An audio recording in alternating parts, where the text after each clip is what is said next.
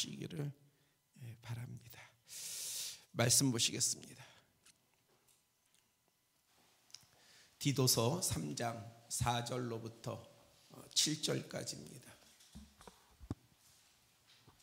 신약성경 350쪽이 됩니다. 디도서 3장 4절로부터 7절까지 봉독해 드리겠습니다. 우리 구주 하나님의 자비와 사람 사랑하심이 나타날 때에 우리를 구원하시되 우리가 행한 바 의로운 행위로 말미암지 아니하고 오직 그의 긍휼하심을 따라 중생의 씻음과 성령의 새롭게 하심으로 하셨나니 우리 구주 예수 그리스도로 말미암아 우리에게 그 성령을 풍성히 부어주사 우리로 그의 은혜를 힘입어 의롭다 하심을 얻어 영생의 소망을 따라 상속자가 되게 하려 하심이라. 아멘. 아멘.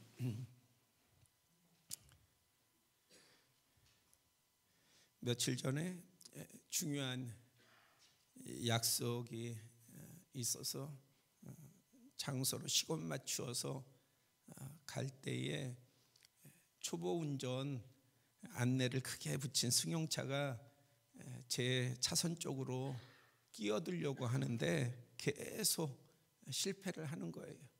그래서 이제 제 앞에 왔어요. 그래서 양보를 했습니다. 그리고 나서 곧 후회했습니다. 얼마나 천천히 가든지 다른 차들이 계속 그 앞으로 끼어드는 거예요. 아유, 나는 지금 시간 약속 맞춰서 가는데 중요한 약속인데 얼마나 답답합니까? 그런데 문득 생각을 해봤어요. 다시 그 전 시간 끼어들기를 허용하지 않았던 그 시간으로 되돌아간다면, 그렇다면 나는 양보할 것인가 양보하지 않을 것인가, 이 상황을 몰랐으니까 양보한 거 아니에요?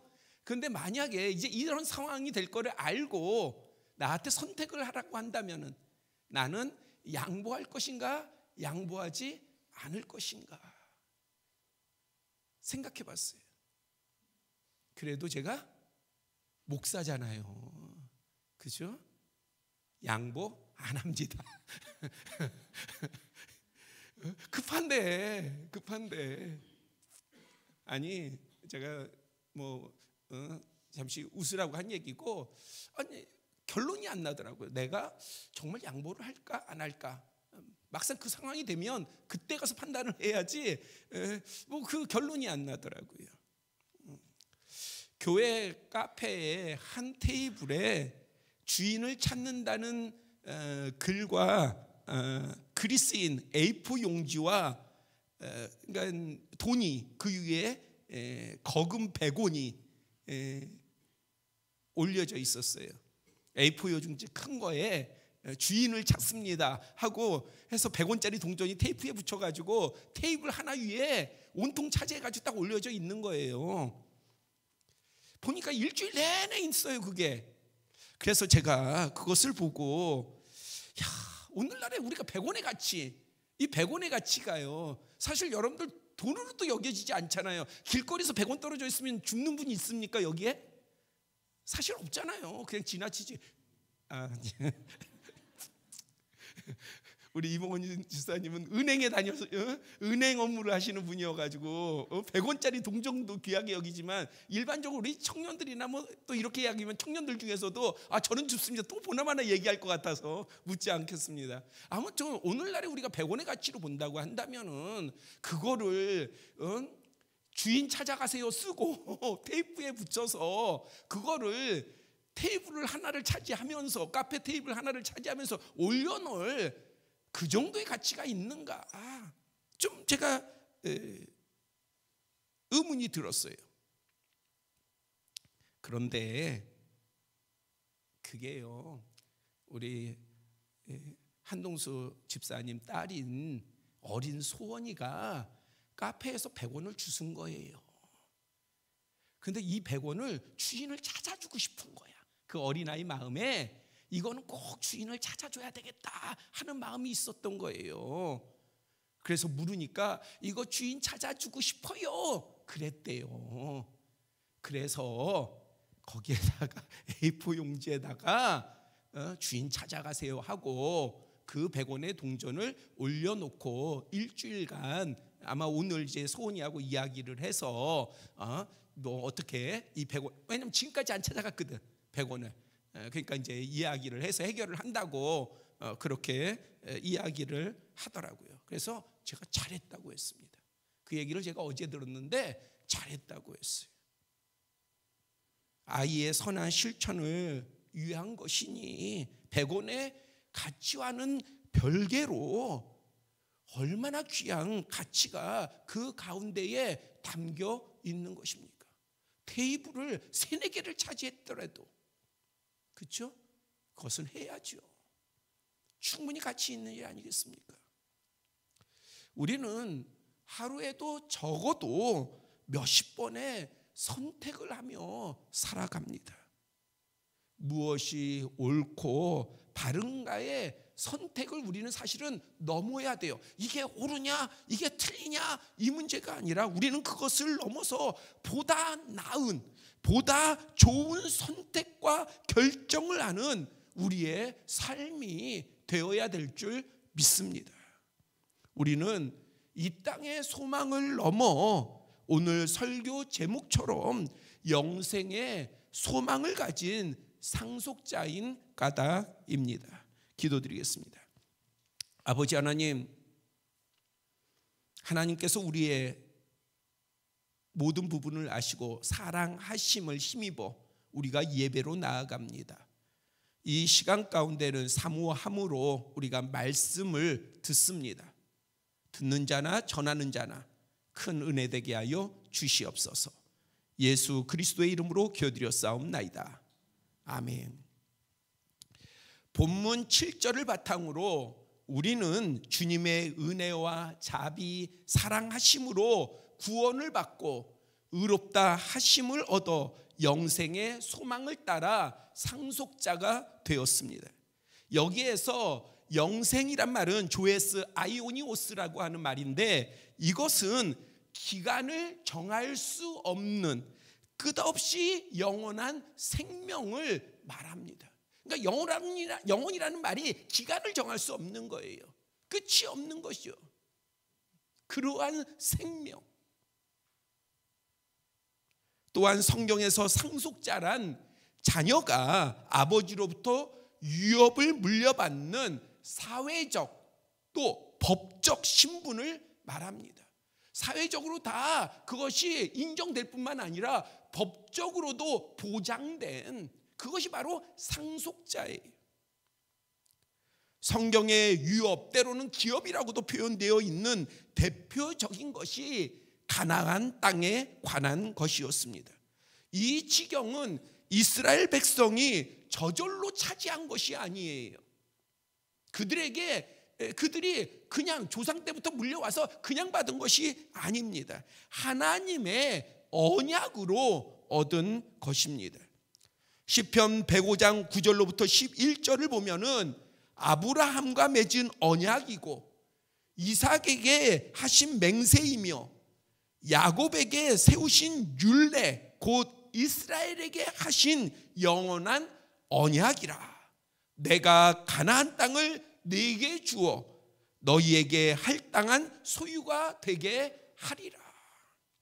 이것이 바로 성경에서 가장 대표적인 이스라엘 백성과의 언약, 계약입니다.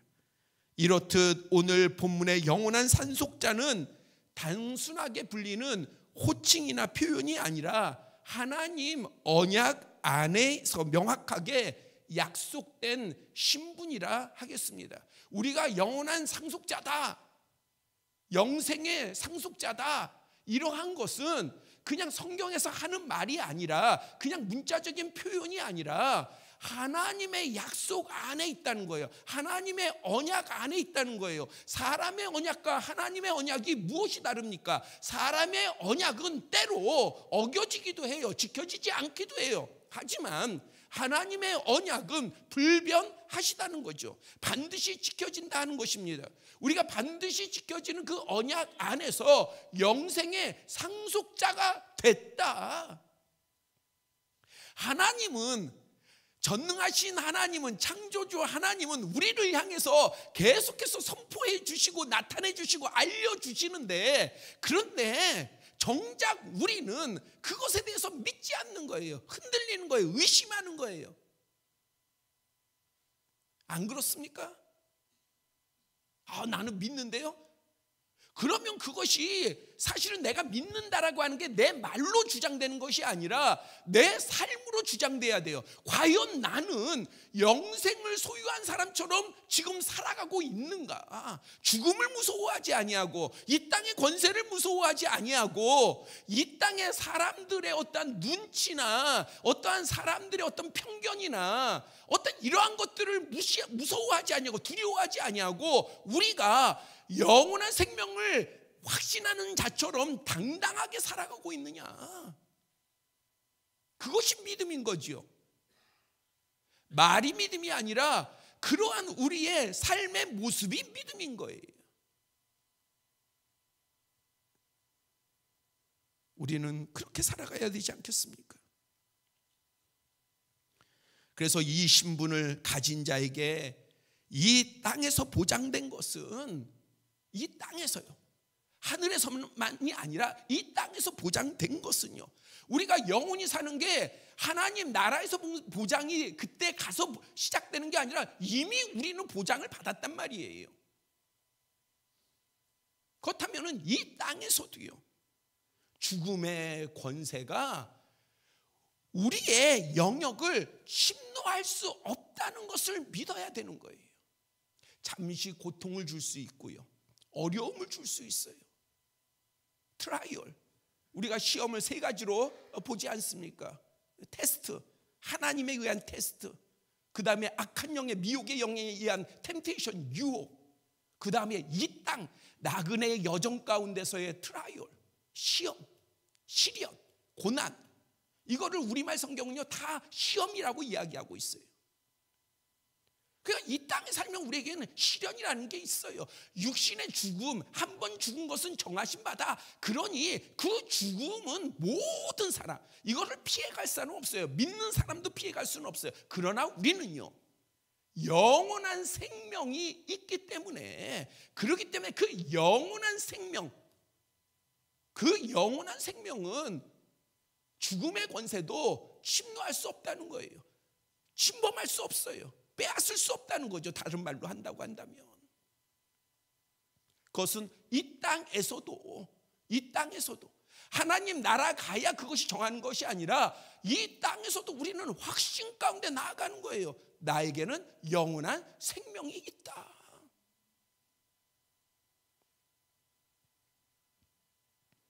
하나님의 의와 은혜가 세상에 사는 날 동안 우리와 함께 하십니다. 그것이 상속자를 향한 하나님의 사랑이에요. 하나님의 약속이에요. 법률적으로, 법적으로 소유만 보장하시는 것이 아니라 우리와 함께 하십니다. 어디서요? 우리가 이 땅을 살 때에도요. 그런데 미혹의 영은요, 자꾸 그것을 의심하게 만드는 거예요. 우리는 성경이 여러 차례 확실하게 보증하는 영생의 소망을 가진 주님의 상속자입니다. 두말할 필요도 없이 우리의 정의와 진실 그리고 선한 행위로 말미암아 주어진 것은 전혀 아닙니다. 여기에는 당연히 주님의 전적인 개입이 있습니다. 그래서 우리가 의심할 필요가 없는 것이고, 두려워할 필요가 없는 것이고, 무서워할 필요가 없는 거예요. 나의 의 때문이다, 나의 선한 것 때문에 그렇다고 한다면 우리는 항상 변하는데 얼마나 두렵겠습니까? 그것이 아니라 우리가 영원한 생명의 상속자로 나아가는 것은, 그것은 전적인 하나님의, 주님의 개입이 있기 때문입니다. 오늘 본문은 이것을 말씀하고 있는데, 우리가 이 사실을 믿고 기억하며 의지하고 살아간다면 이 땅에서도 영생의 소망을 가진 상속자로서 강한 담력과 풍성한 복을 누릴 줄 믿습니다. 먼저 주님의 긍휼하심이 있습니다. 우리가 영원한 생명의 상속자가 된 데에는 주님의 긍휼하심이 있어요. 본문 5절에 우리를 구원하시되 우리가 행한 바 의로운 행위로 말미암지 아니하고 오직 그의 긍휼하심을 따랐다 기록하고 있습니다. 그의 긍휼하심을 따랐다. 여러분과 제게는 하나님의 긍휼하심이 있어요. 하나님의 긍휼하심이요. 긍휼은 엘레몬이라고 하는데 하나님의 자비와 온정을 배경으로 합니다. 믿음의 사람은 주님의 긍휼을 바라보고 의지해야 합니다. 그러면 우리를 향하신 주님의 인자하신 치유와 회복, 구원의 은혜가 부어집니다. 2주 전 금요일 기도회 때 나누었습니다마는 누가복음 17장에 보면은요, 나병 환자 10명이, 나병이 걸린 사람들 10명이 예수님이 오셨다는 이야기를 듣고 먼 곳에서 가까이 갈 수가 없잖아요. 나병 환자들은요, 사람에게 가까이 가지 못합니다. 그러니까 먼 발치에 서가지고 예수님을 향해서 소리칩니다. 그러니까 얼마나 크게 소리쳐야 되겠어요. 10명이 합심해서 소리를 칩니다. 뭐라고 소리를 칩니까? 우리를 불쌍히 여기소서, 우리를 불쌍히 여기소서. 주님의 긍휼을 구한 거예요. 다른 걸 이야기한 게 나 억울합니다, 나 나병에, 나 죄도 안 지었는데 나 나병에 걸렸습니다, 한탄하고 신세를 한탄하고 원망하고 불평한 게 아니라 주님을 향하여서 긍휼을 구하였어요. 우리를 불쌍히 여겨 주시옵소서. 그런데요, 그 긍휼의 구함으로 말미암아 그들이 치유를 받았습니다.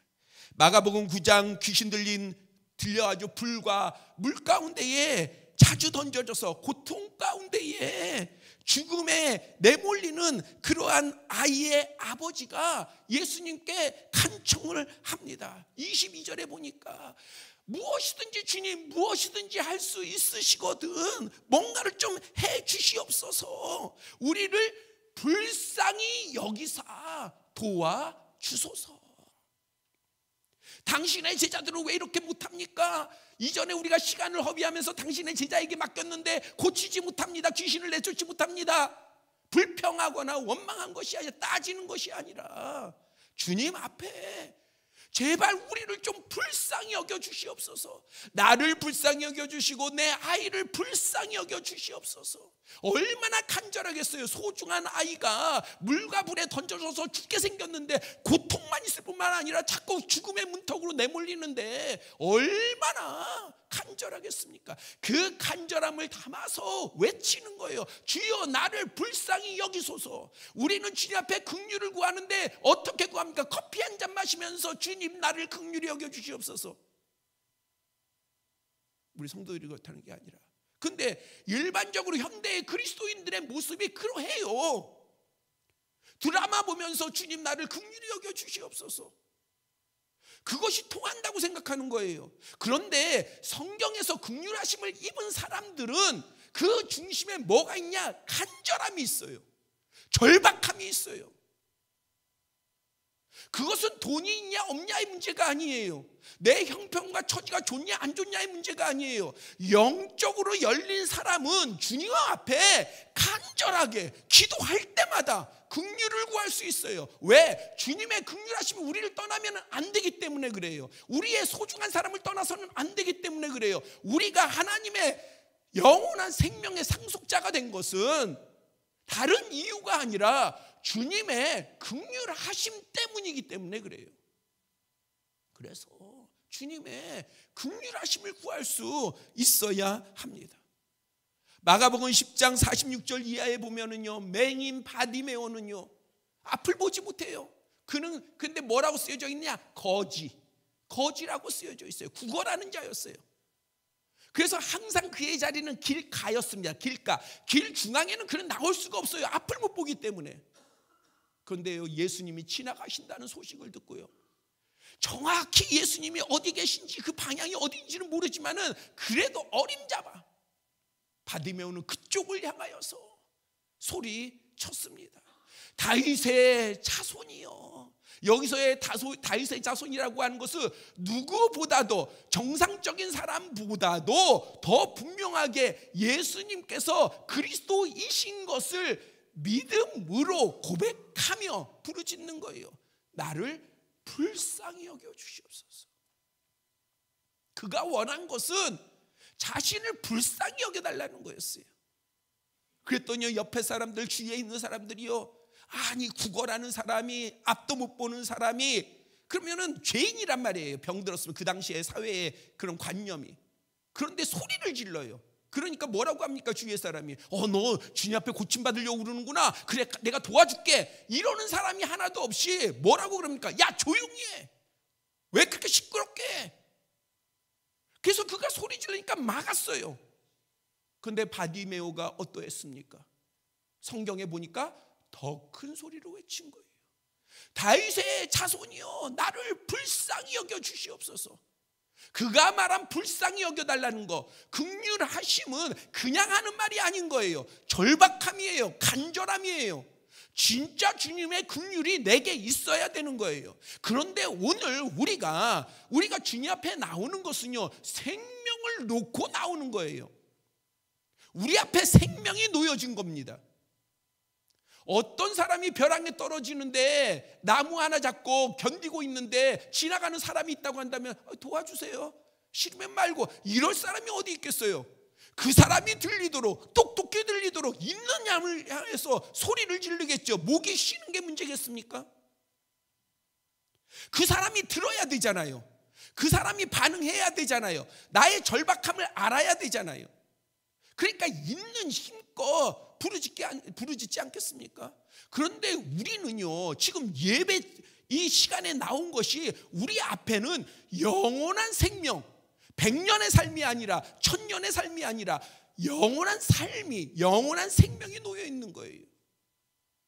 그렇다고 한다면 우리가 절박하게 부르짖어야 되지 않겠습니까? 그런데 나의 생명이 그렇게 확신이 된다고 한다면 그 다음에는요, 나의 소중한 사람들의 생명도 똑같지 않겠어요? 천국 가서는 기회가 없어요. 이 땅에서의 기회인 거지. 이 땅에서 하나님의 긍휼하심을 부르짖어야 되지 않겠습니까? 그랬더니요, 주님이 그 긍휼하신 그 간구하는 소리를 들으시고요, 귀신을 내쫓으시고, 그리고 바디메오는요, 눈을 뜨도록 했습니다.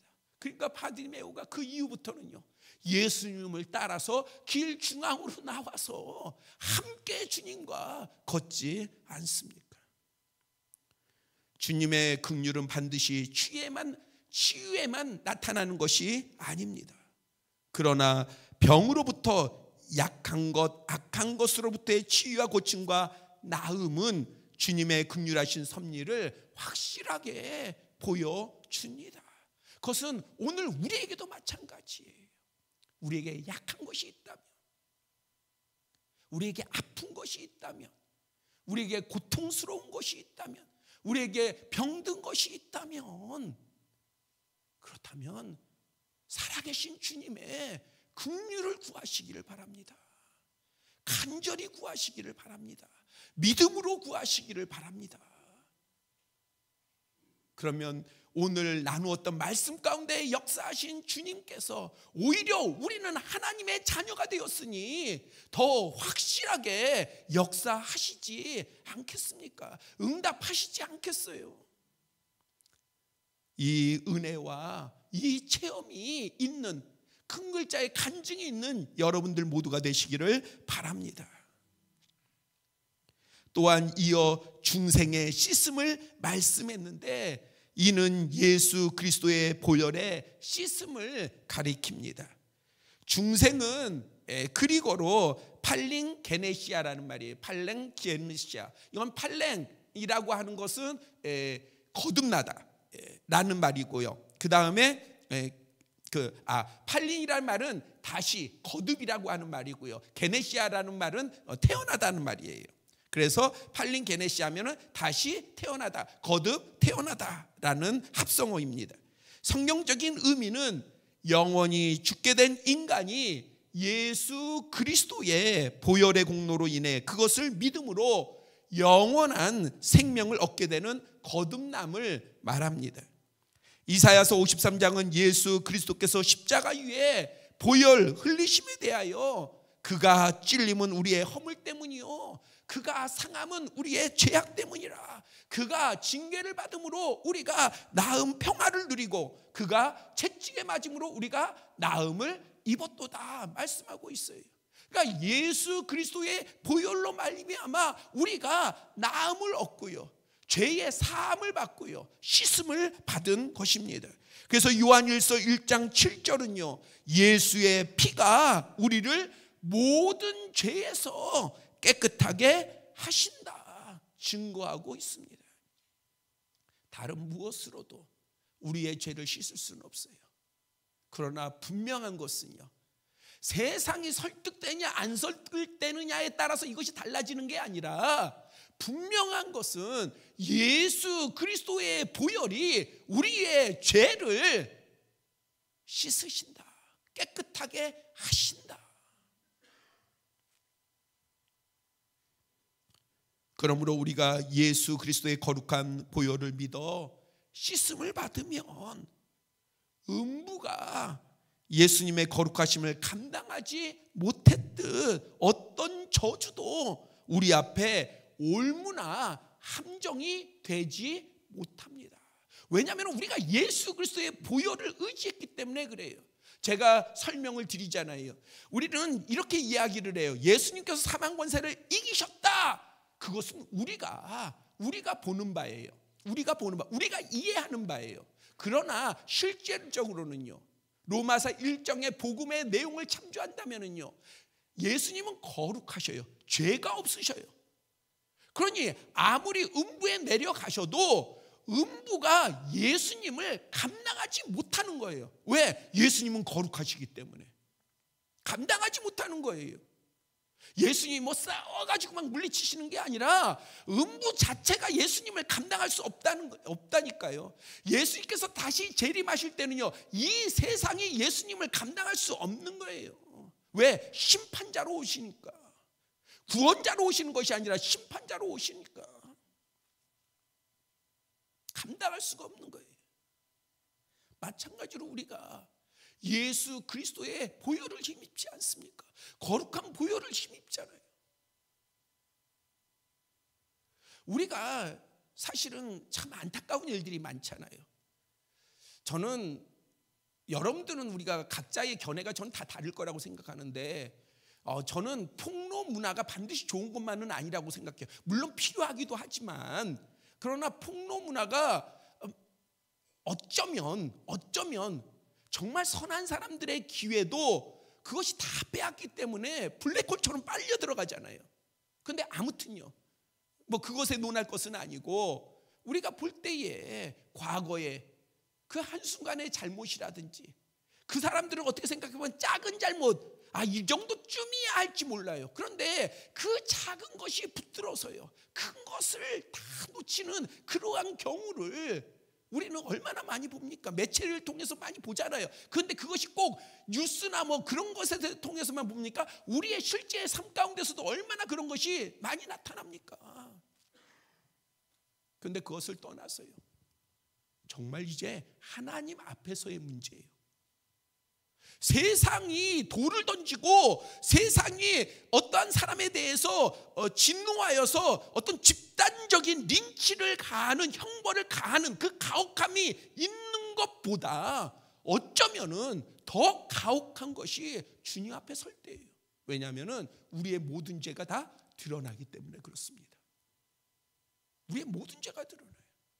근데 이 죄를 해결할 방법은 어디에도 없어요. 세상에 어디에도 없어요. 시험을 잘 봐서도 안 돼요. 돈으로도 안 돼요. 그렇다고 내가 이제부터 선한 행동을 하자, 아니요, 그래도 안 돼요. 이미 지은 죄, 나의 죄는 씻겨지지가 않아요. 씻을 수가 없어요. 오로지 하나님께서 하나님의 의 가운데, 하나님의 의 가운데, 하나님의 나라예요. 하나님의 주권이에요. 하나님의 기준이에요. 뭐가요? 의의 기준이요. 하나님께서 정하셨어요. 예수 그리스도의 보혈이요. 우리는 그 은혜를 알고 그 은혜를 입은 거예요. 돈 주고 산 게 아니라 정말 그 은혜를 입은 거예요. 예수 그리스도의 보혈로 내 죄를 씻을 수 있는 거예요. 얼마나 큰 은혜입니까? 예수의 피가 우리의 모든 죄를 씻으느니라. 우리는 이러한 예수 그리스도의 보혈을 의지함으로 말미암아 이것이 더 확장되어서 우리가 죽음의 권세 앞에, 그 다음 미혹의 권세 앞에 당당할 수 있는 것은 내 의가 아니라 예수 그리스도의 보혈이 내게 있다는 겁니다.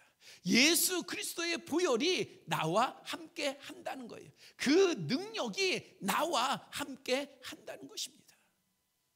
이것을 굳게 붙드는 우리 모두가 되기를 소망합니다. 그리고 본문 5절 하반절에 성령의 새롭게 하심으로 하셨다 말씀하며, 특히 6절 7절에는요 우리에게 그 성령을 풍성히 부어 주사, 성령을 풍성히 부어 주셨대요. 우리로 그의 은혜를 힘입어 의롭다 하심을 얻어 영생의 소망을 따라 상속자가 되게 하려 하심이라. 성령과 연결지어 영생의 소망을 가진 상속자를 보증하고 있습니다. 성령께서는 우리는 이 땅의 피조물만이 아닌 하나님 나라의 백성의 새롭게 하시며 주의 은혜를 힘있게 하십니다. 인생을 일장춘몽이라고 하지 않습니까? 아무리 달콤한 꿈이라도요 깨어나면 다 사라집니다. 그렇죠? 내 꿈속에서 뭐 재벌이 되고 내가 꿈속에서 뭐 높은 사람이 되고 뭐 내 마음대로 다 해도 깨면 끝이에요. 다 사라져요. 인생을 아무리 멋있고 떵떵거리며 부귀영화를 누려도요 죽으면 다 사라집니다. 그죠? 죽으면 다 사라져요. 우리나라의 가장 큰 대기업, 뭐 이제는 우리나라의 대기업이 아니라 세계적인 대기업 아닙니까? 거기에 창업주가 그의 앞에 죽음의 그림자가 드리워질 때에 그도 그것을 피하지 못하잖아요.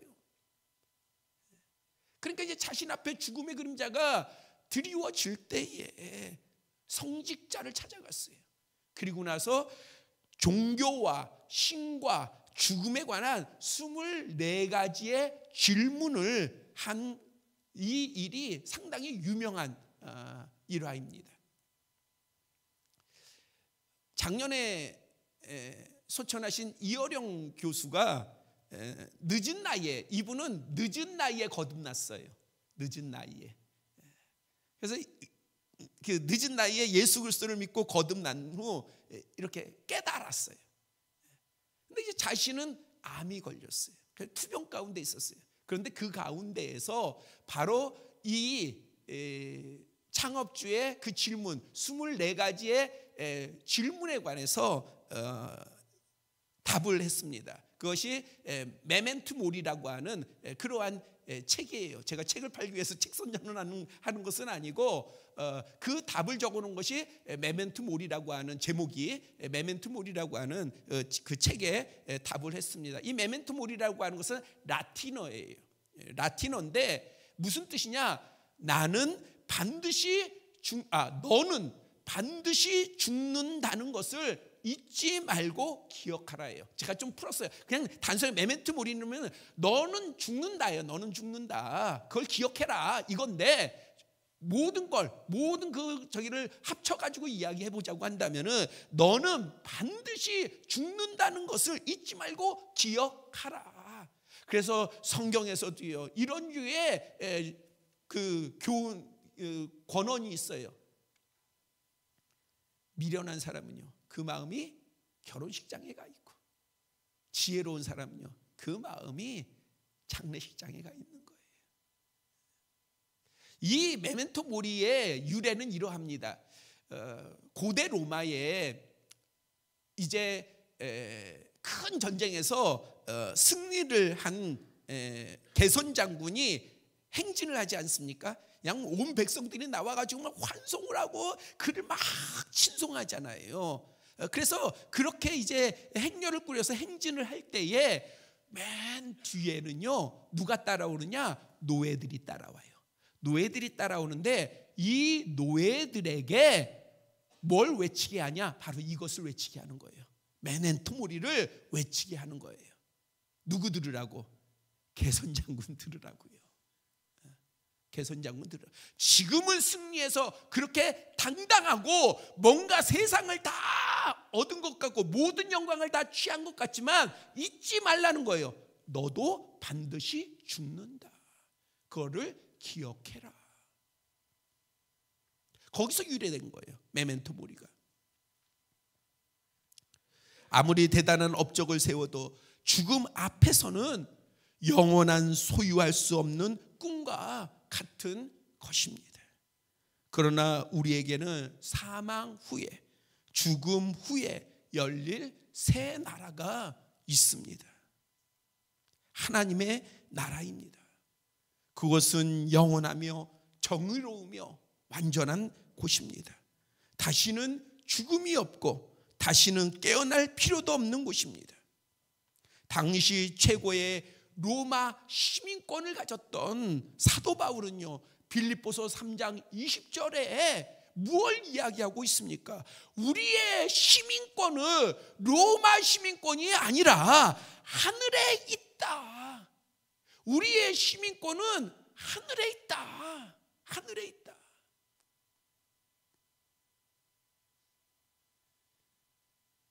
제가 호주에 먼저 있었고 우리 누님이 우리 김혜련 집사님이 나중에 호주에 왔었는데 근데 그 당시만 하더라도요 한국에 대해서 좀 무시하는 경향이 있어요. 잘 모르는 사람들 많을 뿐만 아니라 그래서 어떤 한국 사람들은요 자기가 한국 사람인 걸 막 부인해요. 너 한국 사람이야. 야 너도 한국 사람이잖아. 그러면요 나 한국 사람 아니야. 나 호주 사람이야. 막 이렇게 얘기하는 지금은 이제 달라진 것 같아요. 최근에 제가 가보니까 달라진 것 같아요. 지금은. 근데 그때는 그랬어요. 그때는 얼마나 영주권, 이 영주권 가지고요 얼마나 그 텃세를 부리고요 이 영주권 하나에 얼마나 그 가신 분들이 그냥 쩔쩔 매는지.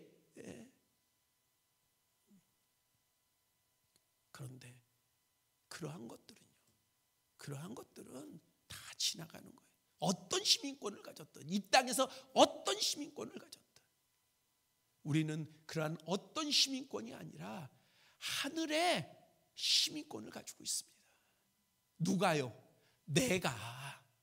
여러분들 자신이 가지고 있어요. 시민권을. 여러분들 보세요. 우리나라 시민권 막 받으려고 우리나라 영주권 받으려고 막 난리치잖아요. 받아봐요. 그러면은 허탈해요. 왜 허탈한 줄 아십니까? 그냥 종이 조각이 한 조각이에요. 그게 뭐 대단한 게 아닙니다. 그냥 종이 조각 하나예요. 우리는 하나님 나라의 시민권을 가지고 있어요. 하나님 나라의 시민권.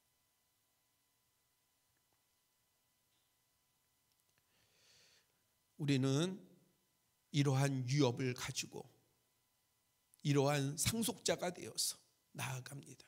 이 땅의 삶이 꿈과 같지 아니하고 이 땅에서와 하늘에서의 기업과 유업을 세워 나아갑니다. 왜요? 우리는 하늘의 시민권을 있기 때문에 하늘의 기업뿐만이 아니라 이 땅에서도요.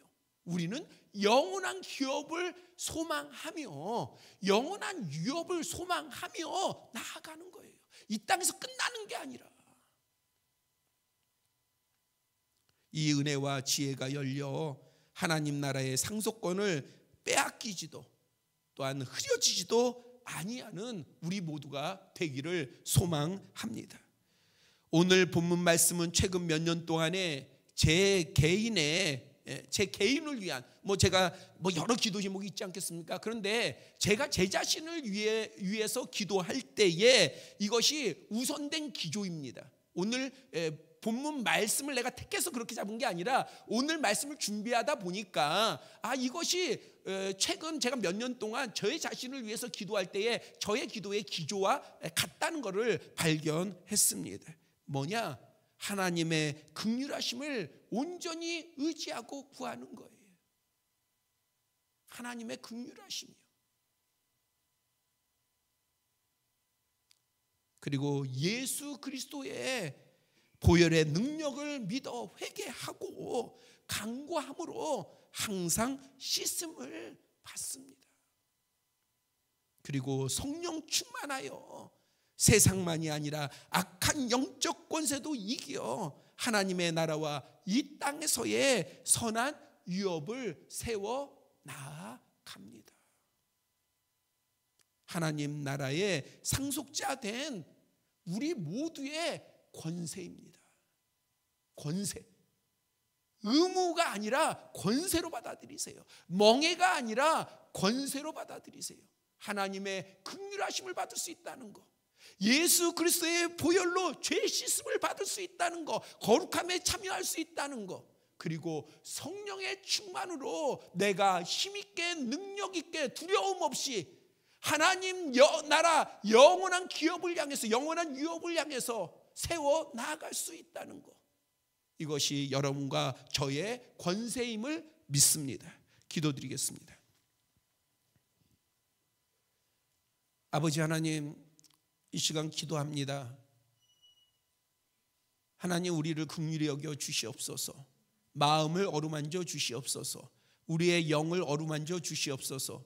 우리 영이 열려 주님을 바라보게 하여 주시고 말씀을 깨닫게 하여 주시고 아는 지혜가 있게 하여 주시되 믿지 않는 자가 되지 말고 믿는 자가 되게 하여 주시옵소서. 항상 예수 그리스도의 보혈의 은혜가 우리 가운데 가득하여 항상 씻음을 받기를 원합니다. 주님의 거룩함에 동참하기를 원합니다. 내가 거룩하니 너희도 거룩할지어다 말씀하셨사오니 아버지 하나님, 이 가운데에 우리의 선한 도전이 있게 하여 주시옵소서. 성령 충만케 하여 주시옵소서. 항상 성령 충만케 하여 주시옵소서. 어디로 가든지 성령 충만케 하여 주시옵소서. 그래서 성령의 인도하심을 받게 하여 주시고 성령의 역사하심 가운데에 나아가게 하여 주시사 당당하게 하여 주시고 담력 있게 하여 주시고 승리하게 하여 주시옵소서. 그리고 하나님이 베풀어 주시는 유업을 정말 크고 든든하게 세워나가는 우리 모두가 되게 하여 주시옵소서. 우리 주 예수 그리스도의 이름으로 기도드려 싸움나이다. 아멘.